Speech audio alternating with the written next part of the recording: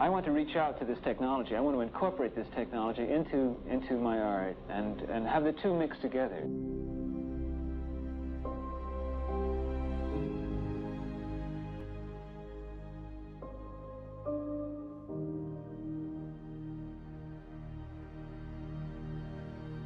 We were making a lot of decisions where we thought things were going to be because we didn't have the compute power to support at the time what we wanted to do.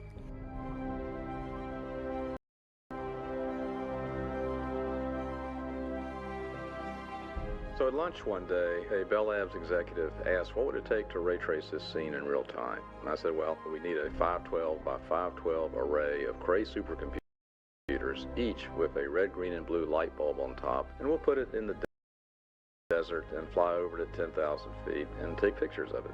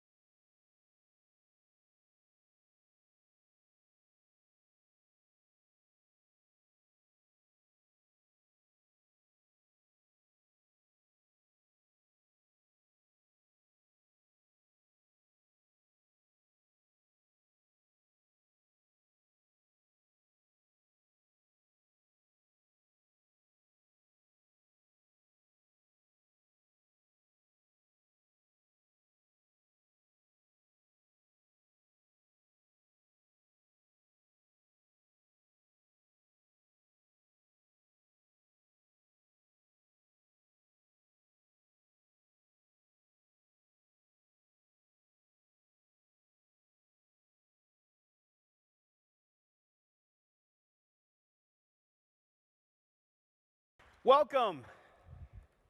We've been working really hard.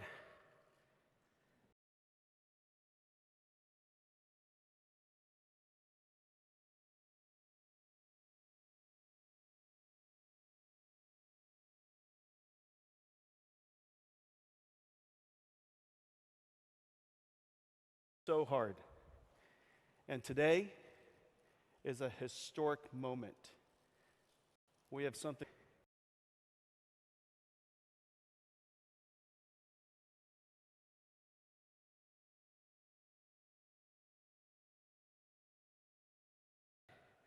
is Pixar RenderMan's 30th birthday, guys.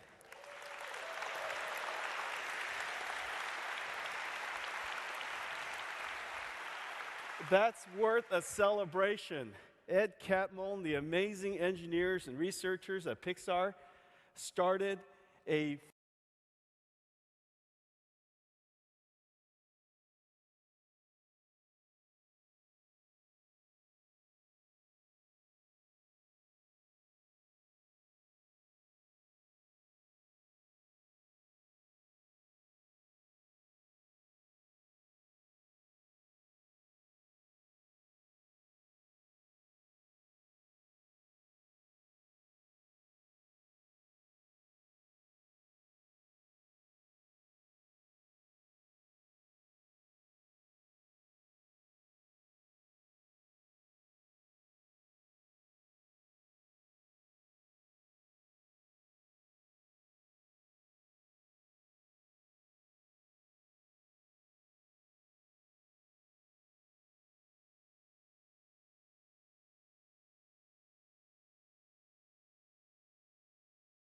megahertz, 800,000 CPU hours. Several years later, with cars, they introduced real-time ray tracing, or ray tracing, so that they got beautiful reflections, beautiful shadows, ambient occlusion. In 2006, they used global illumination for the very first time.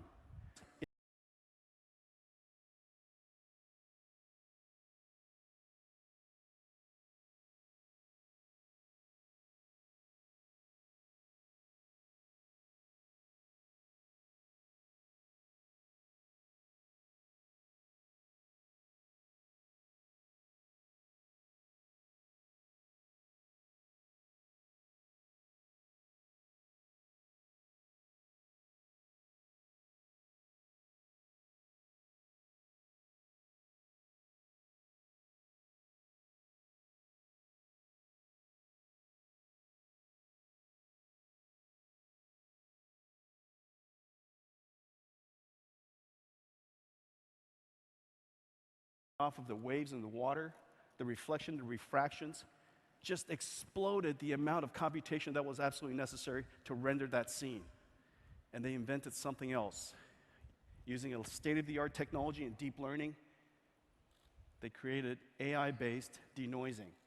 As a result, filling in all of the spots. Tremendous.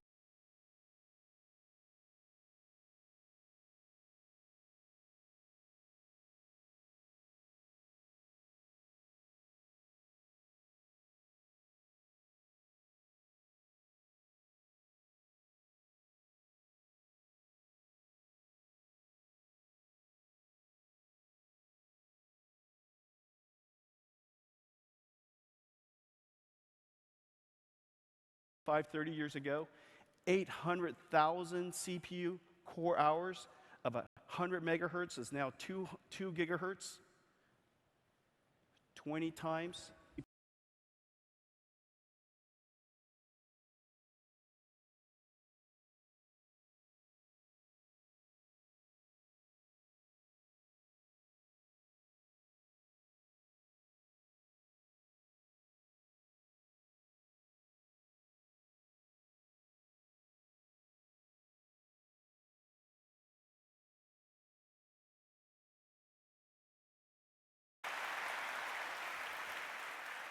Henry Fuchs, I think Ivan Sutherland might be in the audience.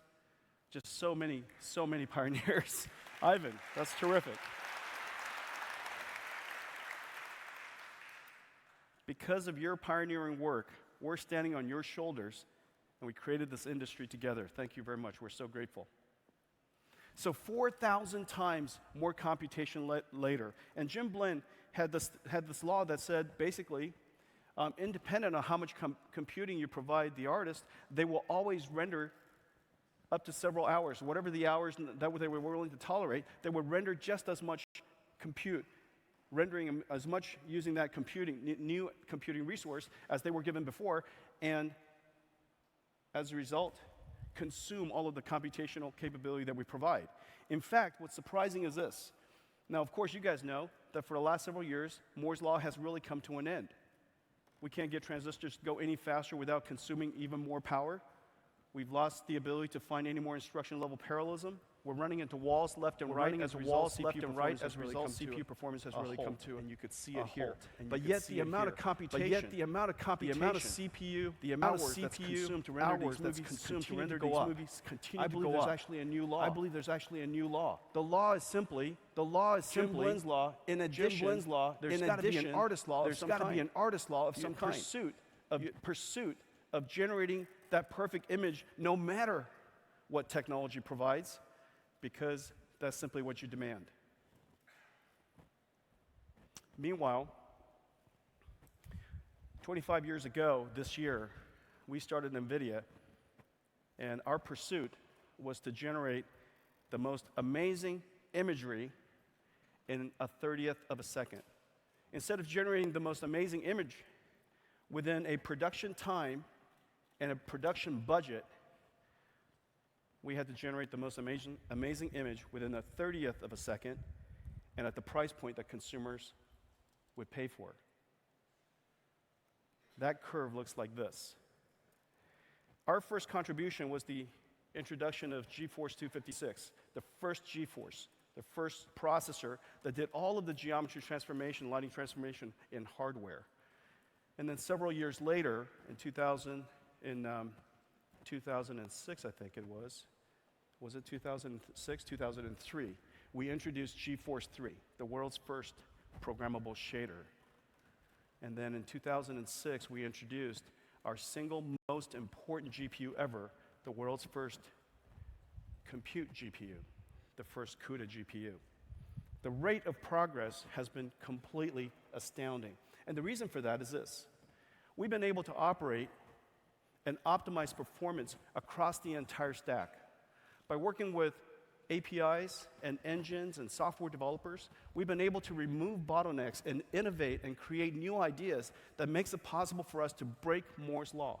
And that's the reason why the accelerated computing law, the GPU accelerated computing law, has moved so much faster, but it requires us to all work as one team. This is the world's most demanding co-design challenge, where software developers, algorithm developers, tools developers are all working together to create one amazing experience. And you could see our track record. Completely unbelievable. That horsepower and that performance has been put to great use. We've been pursuing the path to photoreal, and there are so much progress. Amazing amounts of geometry that is going to be in the scene, because the world's got lots of geometry, and some of it includes light and cast shadows, and the microstructure on the geometry allows us to pick up the subtleties of the light, causes that nice rim lighting. Using cameras with lots and lots of shots to reconstruct a photorealistic environment, to model and to create photorealistic textures. Creating materials that are physically based, metallic or dielectric, smooth or coarse, rough, because of the microstructures that you can barely see or you can't see at all. Translucency, subsurface scattering. All of these physically based properties are now possible for us to be modeled. Simulating physics, soft bodies, rigid bodies, particles, fluids, springs and strings, because the world moves in a very predictable way, in ways that either are very natural to us or unbelievable to us. Character animation, using motion capture and then blending shapes. And now we're even able to teach a character with deep learning how to animate itself. Facial animation is incredibly important. This is Digital Doug. Doug Roble, I think, is in the audience, an Academy Award winner. This is him. He'll always be Digital Doug to us. Doug, where are you? Just say hi. So that's Digital Doug. Hi there. You're going to be famous.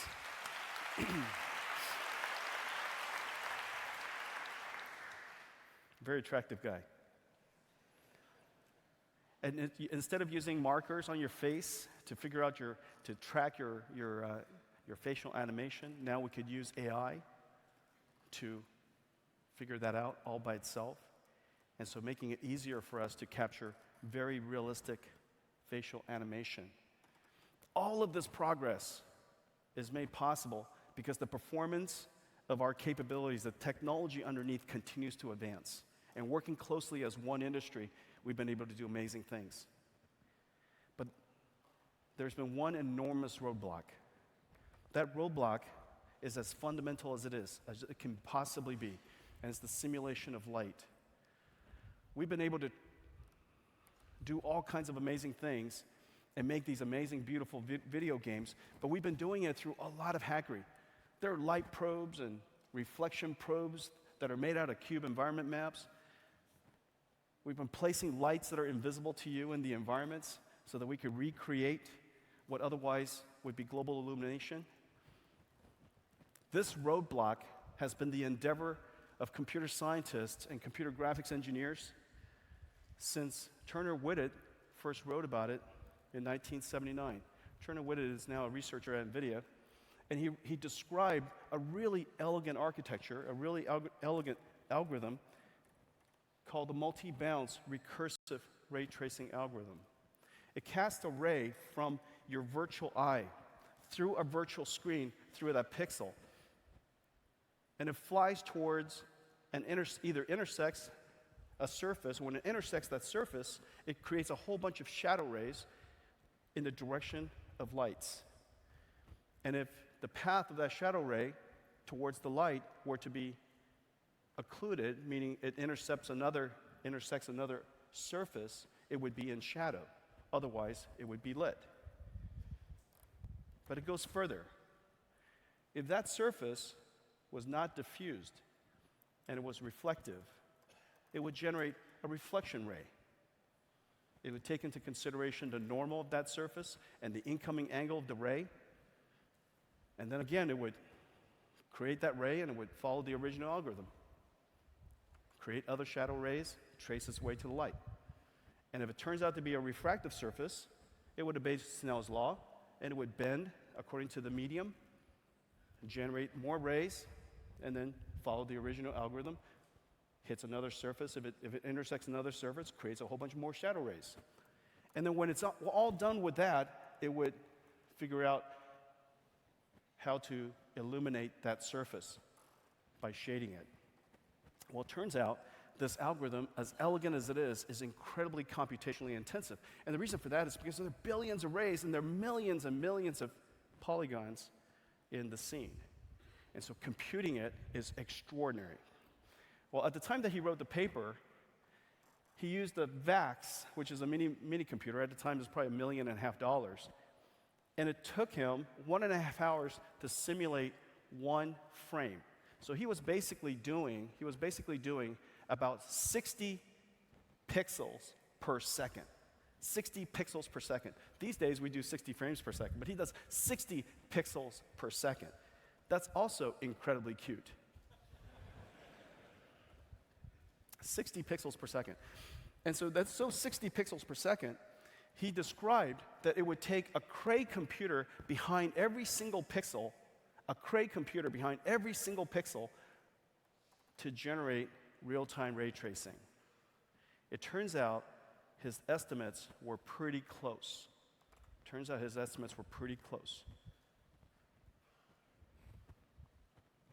35 years later, we're able to put a Cray supercomputer behind every pixel. In fact, we're able to put several Cray supercomputers behind every single pixel. And we created a brand new way of doing rendering, and we introduced it this year at GDC, the Game Developers Conference in March, for the very first time. It's a brand new rendering system. We call it the Nvidia RTX. And it runs on a desk-side supercomputer we call the DGX Station. It requires 4 of our highest performance GPUs, the same GPUs that are now powering our nation's fastest supercomputer, the fastest supercomputer in the world, called the Tesla V100. It takes 4 of those, all connected together, working simultaneously, generating 5 rays per pixel to simulate what you're about to see in real time. The engineers and the artists working together from Industrial Light and Magic, Epic, Tim Sweeney's company, and Nvidia worked together on creating this first time fully ray traced amazing footage. This is all completely done in real time. Let's roll it.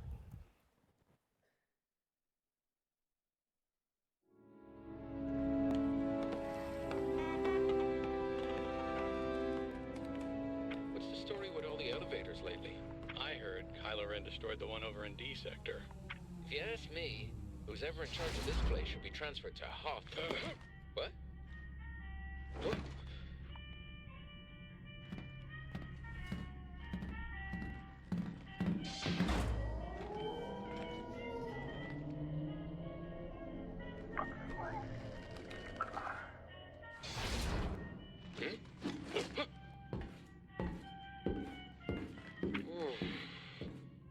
You think she heard us? Yeah, I think she heard us. At least we blend in for once.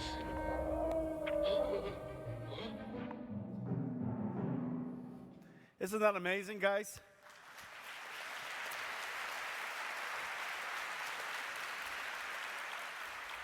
Running on a supercomputer, generating 5 rays per pixel, it was able to do reflections, inner reflections, area lights, dynamic area lights, and all the wonderful soft shadows that you saw. Unbelievable achievement. Well, ladies and gentlemen, I have a surprise for you. It turns out that what you just saw is a little faster than what we did. Give me a second. This is an intricate process, and I'll show you why in just a second. It turns out it was running on this. Just one single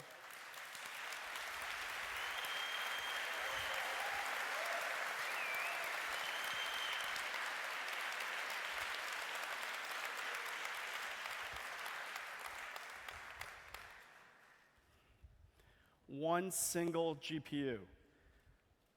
Ladies and gentlemen, this is the world's first ray tracing GPU.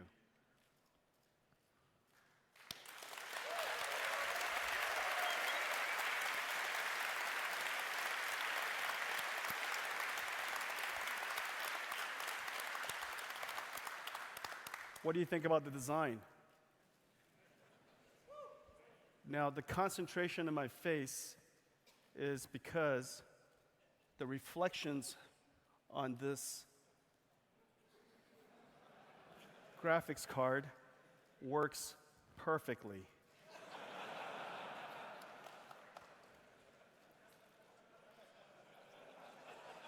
It obeys the laws of physics. Tell me that's not beautiful. It obeys the...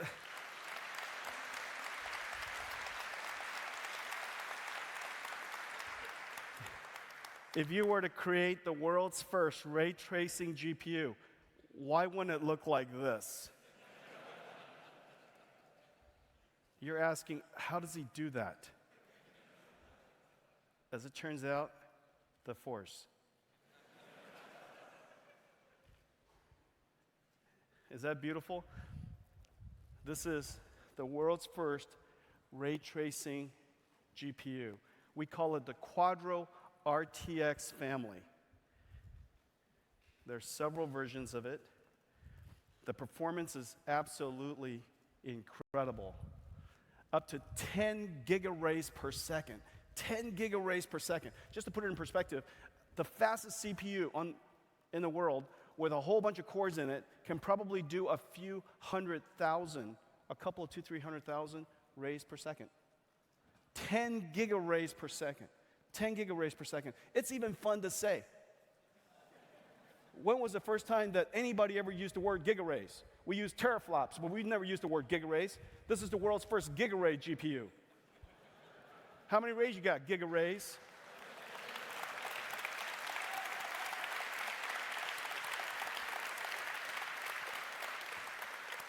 These are new. What did you see at Siggraph? 10 gigarays. We saw 10 gigarays. 10 gigarays at Siggraph.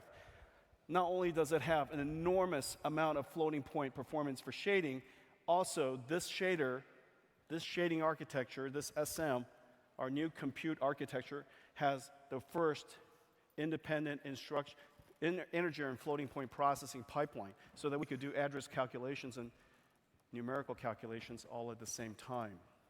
We perform up to 16 teraflops, and when was the last time you heard the word tips? 16 tips. These are all brand new. These are brand new things that no computer scientist has ever said. How many tips do you have? 16 tips. How many gigarays can you do? 10 gigarays. I'm still messing with the camera. Look at that, on command. This graphics card and light works exactly as I expected. no light probes, no faking. Look, there you go. We'll do this all day long. Okay, ouch. Here we go. Thanks, Paul. That's very beautiful.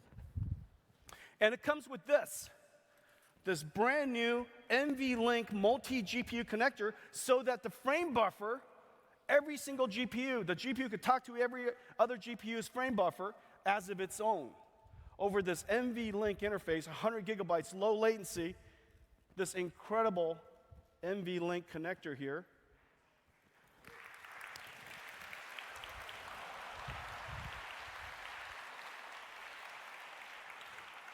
Stop messing around. Let's get back to work. All right. Okay. So the highest end Quadro, also powered by this Turing GPU, has 500 trillion tensor operations per second. 500 trillion tensor operations per second. No processor in the history of processors has ever commanded this much computational resource on one chip. I'm going to show it to you in just a second. It's absolutely amazing. 500 trillion tensor operations per second. 3 types of processors. The SM for compute and shading. A brand new processor called the RT Core with 10 gigabaytes per second for ray tracing. And a new processor called the Tensor Core for deep learning and AI. 500 trillion operations per second. The new Turing GPU is the greatest leap since 2006 when we introduced CUDA. This fundamentally changes how computer graphics is going to be done. It's a step function in realism. These are our goals, to make sure that whatever images are generated is dramatically different than what was possible before. That we invent a new computing model that takes advantage of the efficiencies of rasterization, but the realistic simulation of light for shadows and reflections and area lights, refractions, and all of those translucencies and all of those effects that are so difficult with rasterization, to combine it with compute and also artificial intelligence, to make all of this work together in an operable way, so that developers could create the amazing imageries that they would like to dream to do. It has to be amazing at today's applications, but it has to be utterly awesome for tomorrow's. When you buy this GPU, you're going to enjoy it immediately, and you're going to be able to enjoy applications that will be coming very shortly that I'll show you in just a second. And just to take a look at what's inside this chip, so the Turing SM, 16 teraflops and 16 tips, does concurrent floating point and integer instructions at the same time, has a unified L1 cache, has variable rate shading. For foveated rendering, all kinds of new algorithms are possible. Motion adaptive shading, so when things are moving, you don't have to dedicate as much shading horsepower to it. For different areas that you might be able to reduce the amount of shading horsepower dedicated to it because the content's not changing very much. So all kinds of new algorithms are now possible so that we can conserve the shading horsepower to create and dedicate it and focus that computing resource where you need it most. The RT Core, 10 gigabaytes per second, it has an accelerator that accelerates the BVH, the bounding volume hierarchy acceleration structure. Basically, when you look into a scene, there are all these geometries. The geometries are encapsulated in these bounding volumes. These bounding volumes are created in real time. And this bounding volume inside has subparts in the geometry, and they have sub-bounding volumes. When an ray intersects one box, you can dismiss all of the other boxes because they're not going to be in the ray. That allows you to figure out, as quickly as possible, test of all the rays that you're sending into the scene, which ray intersects with which surface and which primitive. That test is so computationally intensive. For the longest time, people thought that it would never be possible to do on a GPU until now. That's why it took 10 years of research. Figuring out exactly how to create this RT core, ray tracing core, that accelerates this data structure, this acceleration structure, to figure out exactly which one of the primitives that a ray intersects, and to interoperate with a shader was a great challenge. That was the amazing invention. As a result, we were able to achieve real-time ray tracing for the very first time. The Tensor Core has 3 different precisions. FP16, well, of course, it has FP32. It has 120 teraflops, 25 teraflops of FP16, 250 tops of int8, and 500 tops of int4. If you need precision, use FP16. 10 times the performance of Pascal. If you need less precision, use int4. 10 times what was possible with Pascal. Incredible. The display is designed completely for HDR through and through and supports 8K displays for the very first time. Video is designed to be able to encode 8K and to do so with the highest level of quality, reducing your bit rate. So if we wanted to stream graphics or remote graphics from far away, we could do so incredibly well for the very first time. And has this NVLink that connects multiple GPUs so that the frame buffer is essentially additive. Giant frame buffers. If you compare it to Pascal, it looks a little bit like this. Pascal was 11.8 billion transistors, 471 millimeters squared, 24 gigabytes at 10 gigahertz. Turing is 1.6 times bigger, 19 billion transistors. It's the largest processor the world has ever made, short of just one other. And that one other is called the Volta V100 that's used to power supercomputers all over the world. Turing is 754 millimeters squared. If you ever get to see 754 millimeters squared, it's just gigantic. And has the ability to drive 48 plus 48 gigabytes of frame buffer, a giant frame buffer. The largest Titan X today is 12 gigabytes. Now, with Quadro RTX, we have a 96 gigabyte frame buffer. If you compare it like this, 13 teraflops is now 16 plus 16 tips. So both, instead of having to wait between floating point or integer, we can now do floating point and integer at the same time. Instead of 50 tops of int8, we now have a Tensor Core that can either do 125 teraflops for precision in inference or 500 tops of int4. And then, of course, a brand new processor called RT Core. There's a brand new software stack. In order to bring all of this to life is software and algorithms and libraries and SDKs and tools.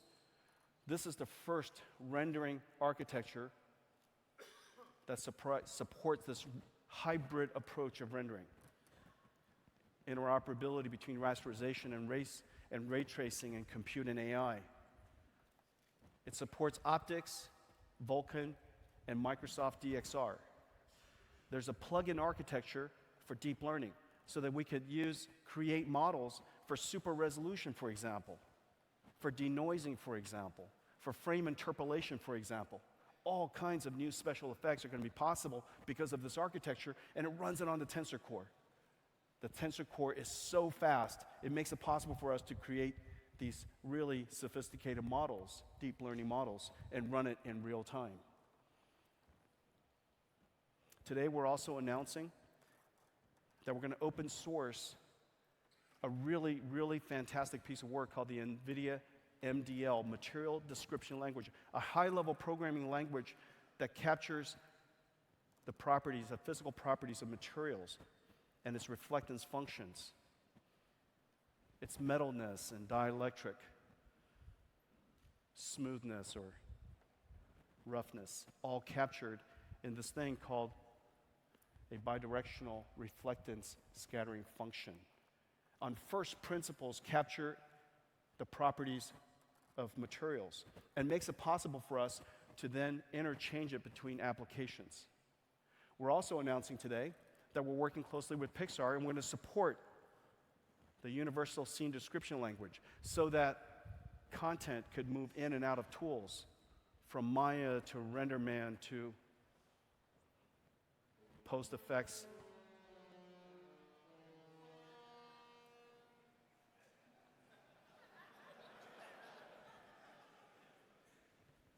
Ladies and gentlemen, we're in the happiest place on earth.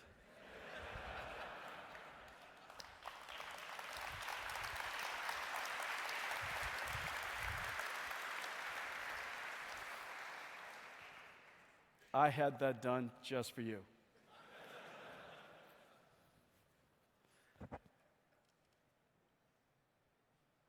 A brand new software stack for this new way of doing computer graphics. Computer graphics reinvented, merging rasterization and ray tracing, compute, and AI. Well, our goal, of course, is to create amazing imagery. And this is a wonderful way to inspire us. The Cornell box. It was designed so that it's easy for us to compare and determine the accuracy of a rendered image to a box to images that was taken from a camera. This was the work out of Cornell when they were, I think they were, wrote the first paper that was presented here about multiple diffused objects and lighting between them. And so that was, I forget how many years ago it was, but this is an example of the Cornell box. Well, let's show you what today's computer graphics looks like. So Omar, okay. So we're going to step through this very quickly to just give you a sense of the progress of computer graphics. This is traditional graphics, and this is a point light, and you have different materials on it. The red is leather, the white is cement, and the green ball there is a very, very valuable material, the Nvidia logo, and it looks like clear coat, car paint, green car paint, and you can see that the point light is casting a shadow, casting shadows, and those shadows are well, they look rather hard, and it's made out of shadow maps. And so let's go take it to another step. Okay, so we can add compute to that, and we could do things like camera effects, like depth of field. Okay, let's take it another step. We could do bloom. Okay, so bloom, did you turn it off? You turn it on off? Is it on or off? Okay, there it is. There's bloom, okay, another camera effect. Let's go another one. But none of these look super great. Okay, so now we're going to turn on RTX.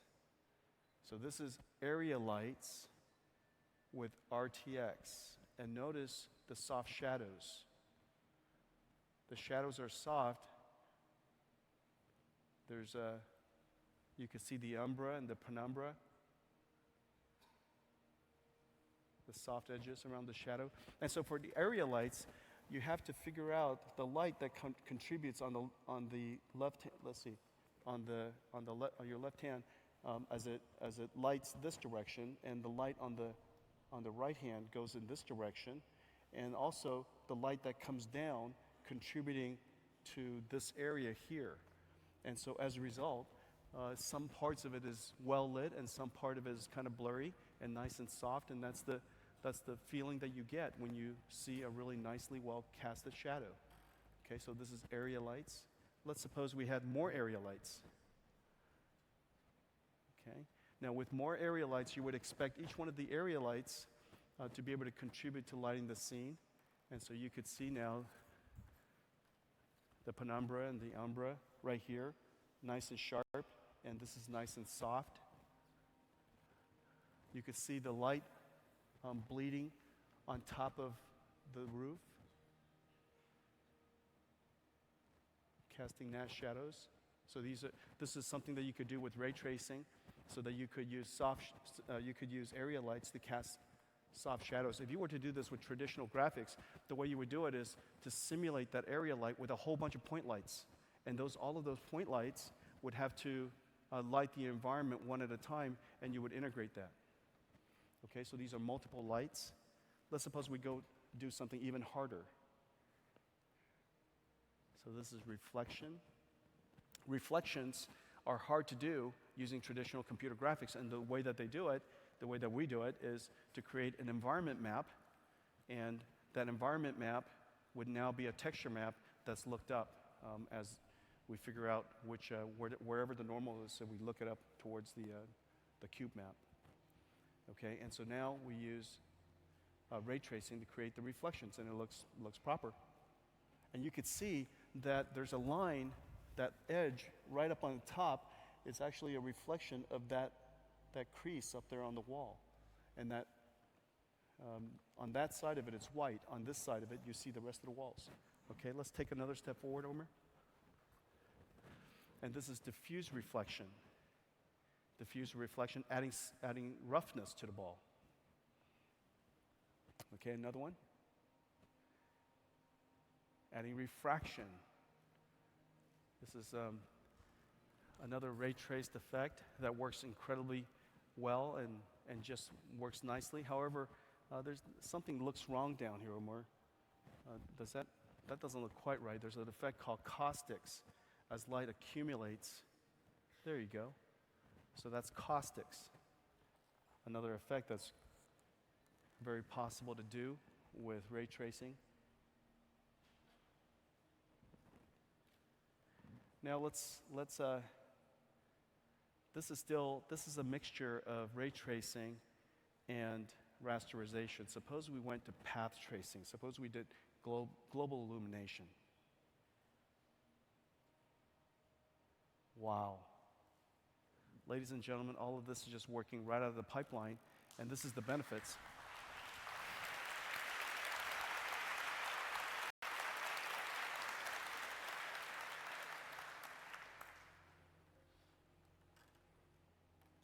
Okay. What is it? It's okay. They're friends. What is it?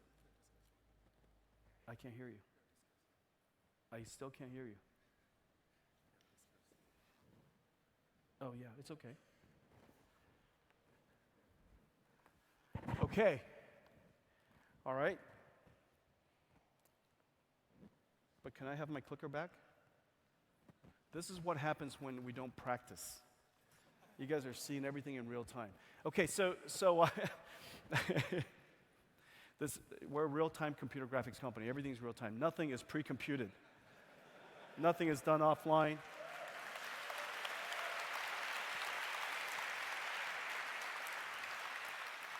No lights are baked. No light probes, no fake lights, no fake reflections. Everything's all real. Okay, so we have computer graphics, traditional graphics with rasterization. We showed you depth of field rasterization with compute. We showed you area light rasterization, ray tracing, and compute. We showed you reflections, rasterization, ray tracing, and compute. And the compute in each case is to denoise ray tracing, because the rays are bouncing all over the place. At some point, you could use AI or some heuristics to figure out what are the missing dots and how should we fill it all in. Okay, that's called denoising. And it allows us, using ray tracing, allows us to complete the frame a lot faster than we otherwise could. And there are all kinds of amazing denoising algorithms, and nothing is more powerful than using deep learning to do that. But in some cases, we use compute. And so reflections, diffuse reflections, refractions, caustics, and then finally, global illumination. All four engines are all running at the same time. Now, the benefit is this. This is how we started. This is traditional computer graphics, rasterization, and shading, and wonderful materials. It looks pretty fantastic. We could fake it. We can improve the looks of it with all kinds of trickery, and we all do that, and it makes video games look amazing. However, It's so brittle. It's so brittle. There's so many things you can't do. I'm going to show you some of the things you can't do. But you could turn on RTX, and it looks like this. Everything here is completely in real time. So off, on. Which one do you guys like better?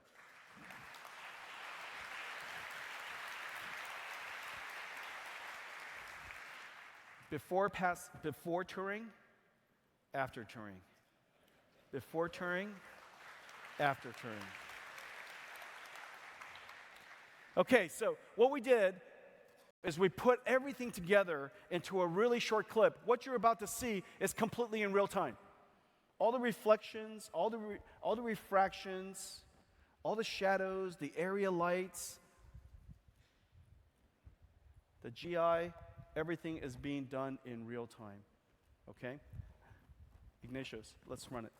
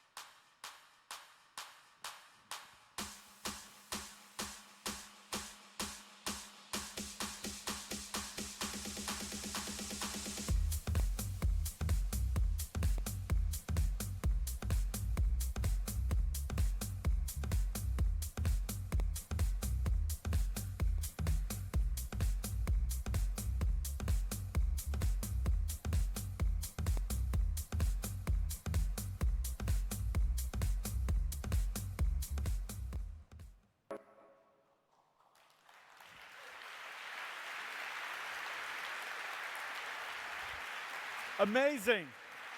You guys, you absolutely have to go to our booth and take a look at all of this in real time on a real display.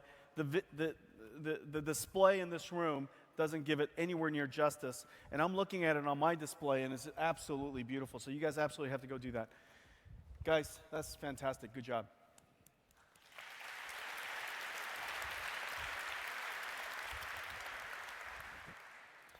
For the longest time, real-time computer graphics has been really used for interactivity, design of CAD, use it for flight simulators, use it for video games.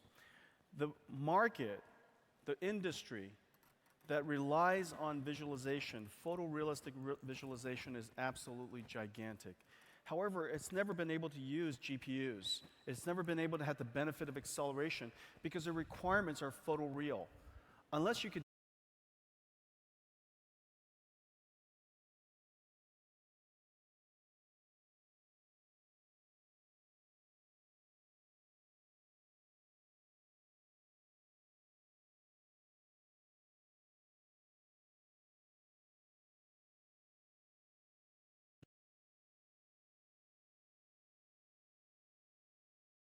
do that, it's simply impossible to take advantage of acceleration for most of these markets.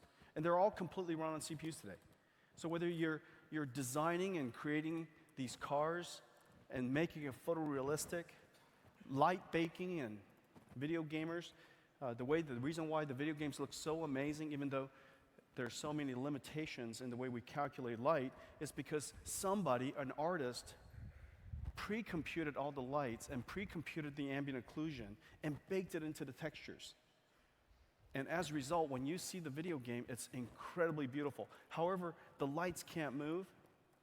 The environment can't be nearly as interactive. We've been trying to solve that problem for a very long time. Today, we still use light baking and pre-computing to do so. Architectural engineering and design. Unless it looks like it's going to look, it's really impossible to use the image. And today's architecture, they're not just large brown buildings and large structural buildings. They're buildings that are basically gigantic products, beautiful, gigantic products. And they want you to feel the experience of being in it. And without understanding the effects of light and how light responds in that entire environment, it's really, really hard to convey the sensation that you would ultimately get when you're in the building. Visualization. Every catalog today is largely rendered. The reason why it's rendered is because it's more flexible, obviously, and because it's cheaper.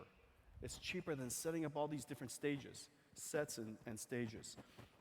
IKEA's print catalog are all rendered, meticulously rendered on render farms, one image at a time. And even that saves them money. And you guys know, of course, whether it's full feature-length animations or special effects, all rendered with large render farms. For the very first time, NVIDIA RTX is making it possible for us to bring accelerated workflows and acceleration to this market. It turns out there's another birthday. This is the 70th birthday of Porsche. And they created an amazing trailer. I want to share it with you.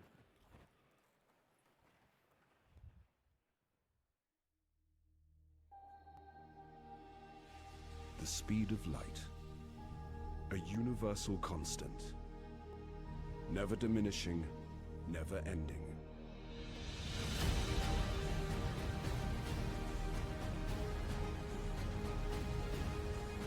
"70 years of unrelenting progress.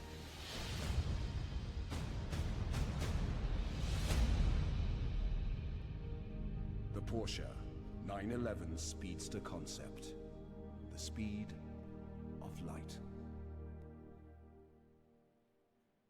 Wow.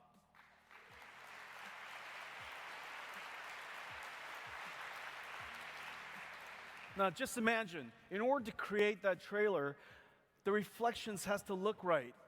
The materials have to be physically based. So when light strikes it, it creates the right appearance. The reflections are dynamic.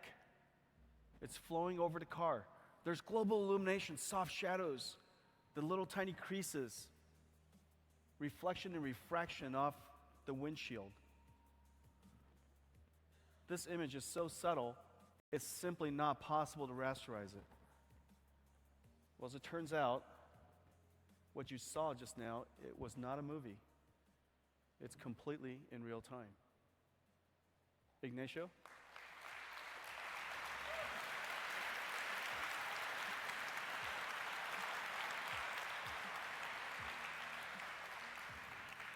This is the work, again, of some amazing engineers and artists.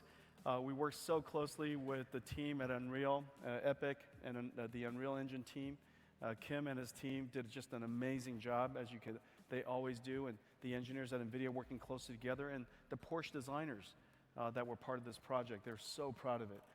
I mean, this is just utterly shocking. Ignacio, what else can we do? Area lights, the soft shadows across the area light. Look at that. Everything is completely real time. Global illumination. You could see some of the light just leaking right into the cabin.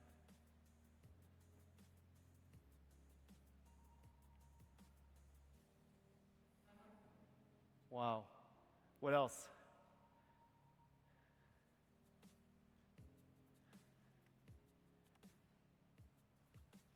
Dynamic reflections. Can't do that with rasterization. No, look at the reflection off the windshield. Everything is all ray traced. Is Kim there? Where's Kim? Kim, what do you think? Unbelievable. You know, I've been in computer graphics now for 27 years, and it was a dream to see real-time ray tracing come true. And I think over the next decade, we're going to see such amazing capabilities of your hardware, powering, interactive experiences. Movies and games, they're going to look the same. Photorealism, absolute photorealism is within our grasp now. It's amazing. Kim, that's just amazing work you guys did. Thank you.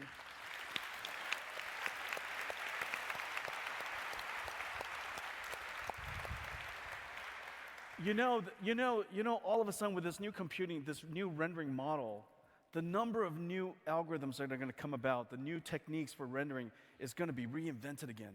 It's just, the energy around all of our computer architects are just so high right now because they're all these, it's just a new toolbox, a new tool in the toolbox that's so powerful. You guys are going to come up with amazing things together. Yeah, and honestly, it's gone. And I think AI for ray tracing, AI for computer graphics is also going to revolutionize the possibilities. So I think we're going to get movie quality within this new generation of cards. I think we're going to see movie quality in games as well as more enterprise-like applications like this. Well, we've got a lot of horsepower for you, Kim. Do you know how many rays we could do? That's right, 10 gigaраys. 10 gigaраys. Yeah, do you know how much AI we could do? 500 tops. 500 tops. That's right. And the shader, it's got independent floating point and integer processing. 16 flops and 16 tips. 16 tips. 16 tips.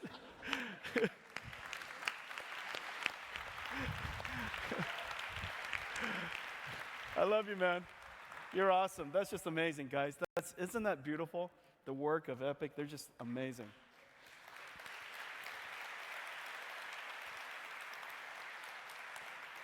If you would have projected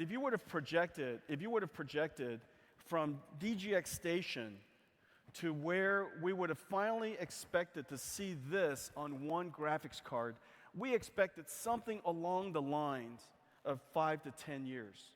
Something along the lines of 5 to 10 years. Because of two fundamentally new technology, we were able to bring it to today. And those two technologies is exactly what Kim was saying earlier, ray tracing acceleration with the RT core and then deep learning with the tensor core. By combining those two technologies with what we did before, rasterization and shading and compute, all of a sudden we gave ourselves just an enormous boost, and we pulled in ray tracing somewhere between 5 to 10 years. And everybody is surprised. Everybody is shocked. All the developers we're working with, it's just amazing that we can basically cast as many shadows rays as we want. Reflection rays and refraction rays are much, much more expensive, but even then, we could cast a whole bunch of them. The ability to be able to do ray tracing at 10 gigarays per second is really, really quite powerful. The performance, when you compare that with what we're currently experiencing, so this is what you're looking at on top, is essentially what you would get if you had DGX Station. The architecture that's inside DGX Station for computer graphics is essentially what you're looking at, Pascal. Okay? And with some of it is used for rasterization, some of it's used for shading, and a lot of it is used for tracing the rays. A lot of it is used for tracing the rays. There's a few technologies that when in combination in this RTX platform, when you put them together, does this. Isn't that amazing, guys?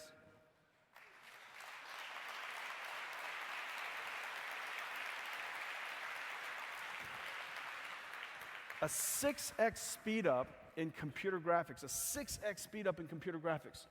Well, the way that's done is we, number one, accelerate the ray tracing part of it. We still have to shade it, but the ray tracing acceleration is just incredibly fast. The second part is by using AI, we're able to render at a slightly lower resolution, but because we trained that model off of very high quality ground truth, we're essentially going to be able to generate the final image at a much, much higher rate. And so we call it DLAA. The combination of AI and ray tracing has made it possible for us in the Unreal Engine 4 with RTRT, real-time ray tracing, running on top of Microsoft's DXR API. This is basically today's most popular platform. We're able to take computer graphics and improve it by a factor of 6. Turing is 6 times Pascal. I mean, it's just incredible. Here, I love looking at that. You know, I just, the engineers do all the hard work and I just look at it like this. Incredible. You guys, great job.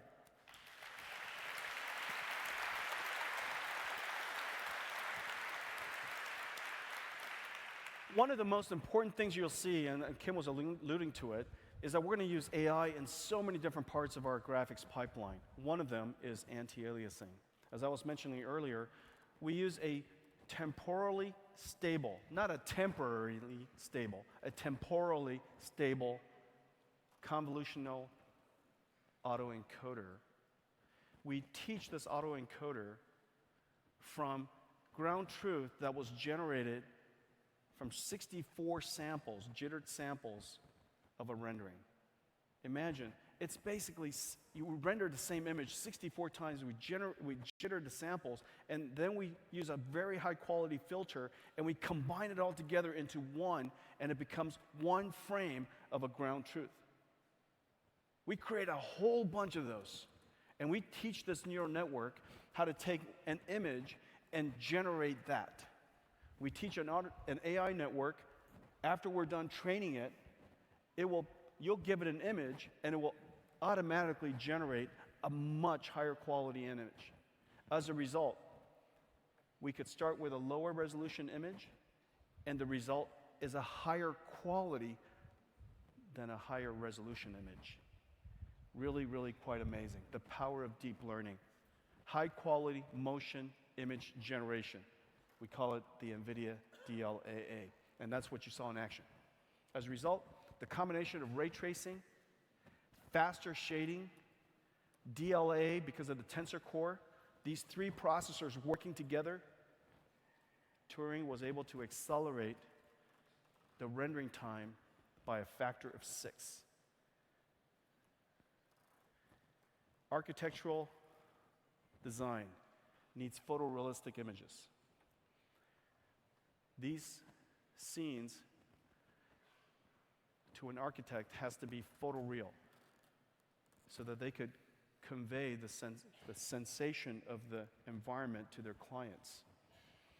To do this is incredibly challenging, and the reason for that is because in most of these rooms, light is largely indirect. It comes in, it bounces around, and it picks up the nuances of the surface it strikes, and it bounces around until a full scene, what you experience to be a really natural environment.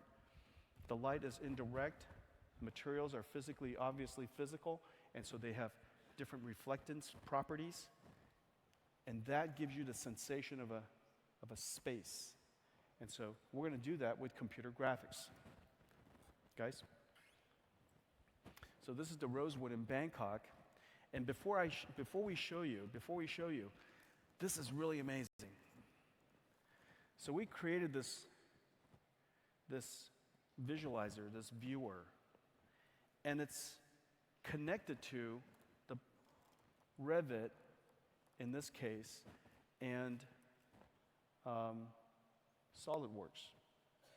Between SolidWorks and Revit, you could modify and edit right there in the tool, and it will show up instantly in the viewer.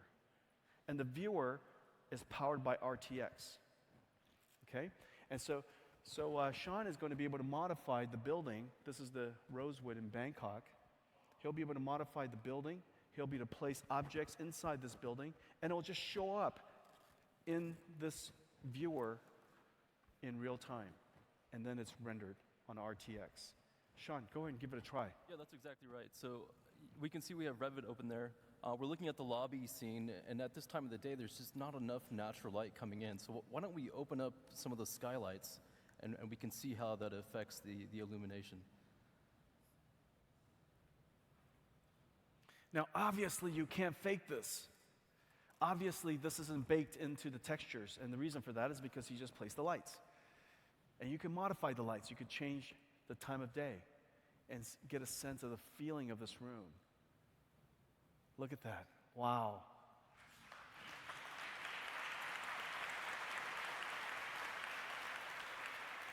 Marble looks like marble, that whatever that horse thing is made out of looks like whatever that horse thing is made out of. You know? I don't know what it is, but it looks right. If we go a little deeper into the scene, we can see, this kind of lobby feature here by the elevators, and it's kind of a great opportunity. Hallways are obviously super hard, right, Sean? So we can import an object here from SolidWorks and simply see how changing the materials in SolidWorks actually changes the look and feel of the space. This is Jeff Kuntz's dog, shiny dog. We love shiny dogs. Wow. Wow.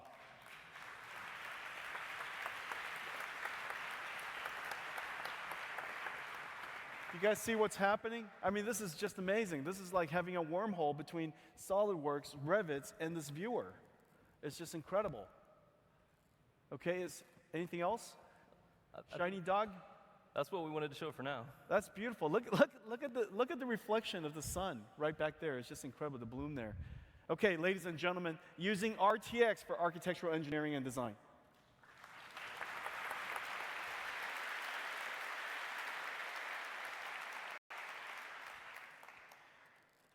We worked with Autodesk's Arnold team, and they've been working with RTX, and they're just completely blown away. In no time ever has it been possible to render final film production on a GPU. And the reason for that is because it just wasn't fast enough. It wasn't fast enough, and it didn't have large enough frame buffer to be able to hold all of the assets. It wasn't fast enough because so much of the time is spent ray tracing. And now with global illumination, billions and billions of rays are being cast. You've got to trace the shadow rays, but you've got to trace all of the reflection rays and all the refraction rays, and there's just so many bounces all over the place to simulate global illumination. As a result, GPUs were simply not possible to render these scenes. Well, finally, with RTX, we've been able to do so. What I'm about to show you are several images of a shot. Now, if I showed you the shot, it would just look like a movie sequence. And so I'm showing you several images of a shot, and every one of these shots, every one of these frames were rendered on the Quadro RTX.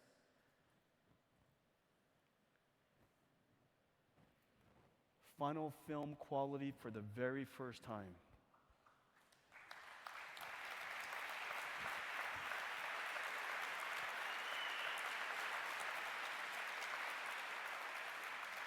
This is what motion blur and all. This is what you get. This is what you get when you have the world's first ray tracing GPU with 48 gigabytes each. And if you connect the two of them together with this incredible technology that I'm wearing called NVLink, you get 96 gigabytes of frame buffer. And that captures about as large scenes as most do. And so, for the very first time, we're able to ray trace final film production quality assets. Well, we created a server called the RTX server, and it's designed for production rendering with full global illumination. And this production server is really quite amazing. This one server with 8 GPUs, will allow you to speed up your final film rendering. And it's designed to be remoted. It sits in a data center. It could be your render farm. It could also be your workstation. It could be your RenderMan workstation. It could be your Maya workstation. It could be your Nuke workstation. Every single application in the DCC universe is compatible with the software layer that we created called Quadro Infinity. You can put this in your data center, it becomes your workstation, and whenever you're not using it as a workstation, is your render server. The rendering time goes down from hours to minutes. From hours to minutes. And so let's take a look at what that means. Suppose, most of these data centers, as you know, most of these data centers, these render farms, most production, it's not unusual for production costs to be $100+ million.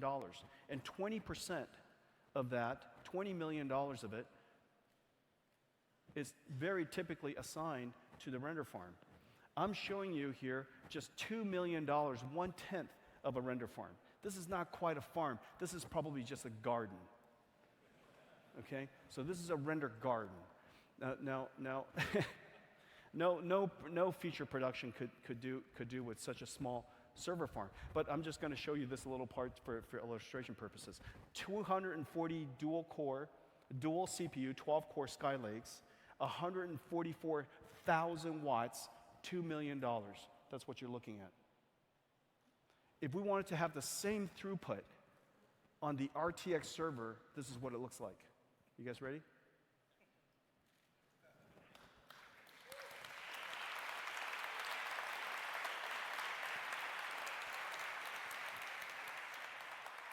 This is before.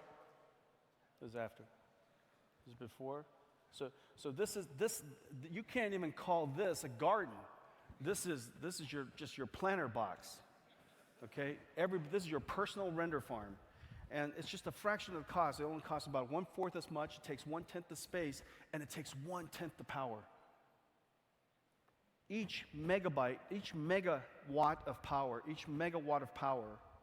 is $1 million a year. Each megawatt of power is $1 million per year. And so most data centers have 10, 20 megawatts, and so you could imagine the cost as it goes forward. Saving money is one reason, but as we know from Blind's Law, whatever the budget is, the DP is going to want to use that full budget to maximize their creativity. And so let's take another shot at this. Suppose you had a constant budget of $500,000. You had $500,000, okay? And so you had one server rack here for $500,000, another one for $500,000. You get 4 times the performance. Now, the reason why it's so amazing is because each one of those DGXs allows you to create a 3-second shot. Most shots are about, call it 2 to 3 seconds, about 75 to 125 frames. Those shots now take 1 hour. Instead of a shot taking 5 hours or 6 hours, it now just takes 1 hour. You could do a shot right before you go to bed, go to lunch. You could do 6, 7 shots per day. So the number of iterations is just really quite remarkable. It's going to completely change how people do film. The excitement from the DCC, the ISVs have just been incredible. Adobe Dimension is working on integrating RTX. Autodesk Arnold, Pixar RenderMan, Chaos V-Ray, Weta, all integrating RTX. All of the DCC tools, CATIA, Siemens NSX, SolidWorks, integrating RTX. The number of software developers that have come out to embrace this platform is like nothing I've ever seen. And the reason for that is this. Everybody is under the constraint to deliver photorealistic images. Global illumination is now the bar. And we need to do global illumination in a physically based way that allows us to generate photorealistic images. The Quadro RTX starts at $2,300.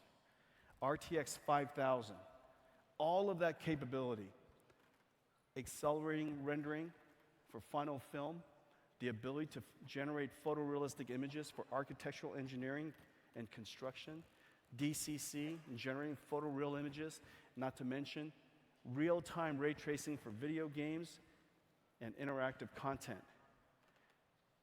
RTX 5000, 16 gigabytes, 32 gigabytes with a NVLink starts out at $2,300, 6 gigaраys per second. The 6000 is 24 gigabytes and 48 gigabytes if you use NVLink, has 10 gigaраys per second, $6,300. And then finally, the monster, RTX 8000, 48 gigabyte frame buffer. It's just gigantic. It's like 4 times the size of a high-end Quadro board today for just $10,000.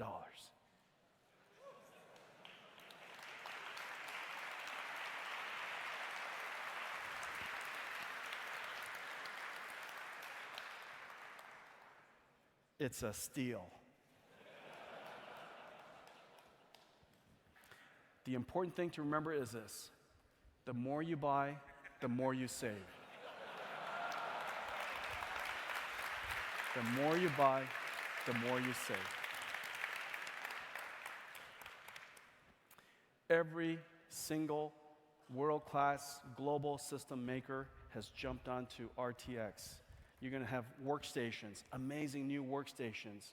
You're going to have servers of all different sizes, 1 GPU, 2 GPU, 4 GPU, 8 GPUs. They're going to come in all different sizes and shapes.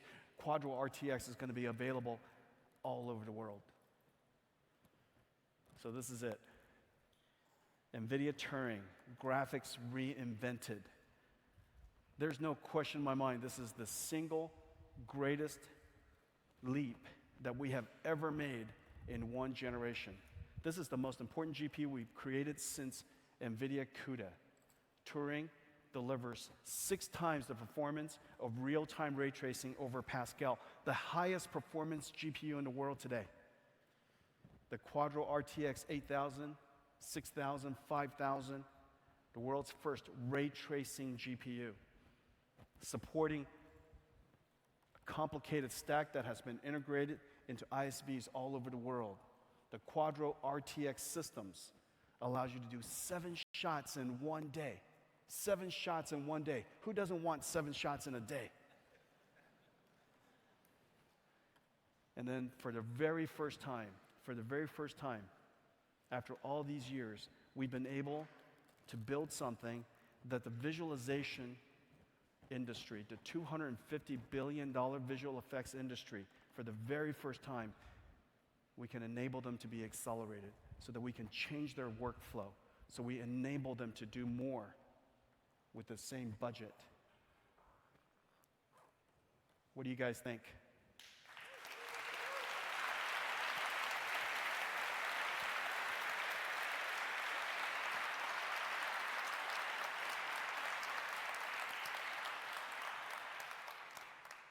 Well, we have one more surprise for you.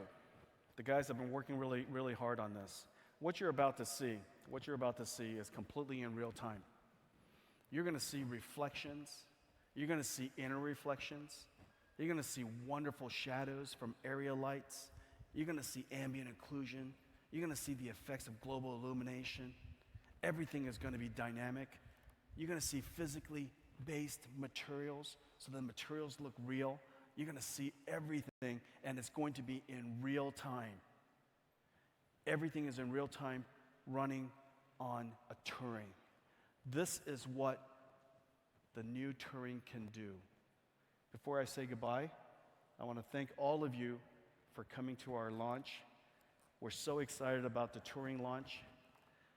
I appreciate the support of literally every single developer in the DCC industry. The embrace that you have given us for NVIDIA RTX is nothing short of astounding. And the reason for that is I believe you all see, for the very first time, we could take a giant leap and redefine what computer graphics is. Computer graphics will never look the same again. It'll never look the same again. And the support has been phenomenal. So I want to thank all of you for that. I also want to thank all of the audience who are the pioneers of this industry. because of the work that you have done, that has allowed us to stand on your shoulders to create what you see today.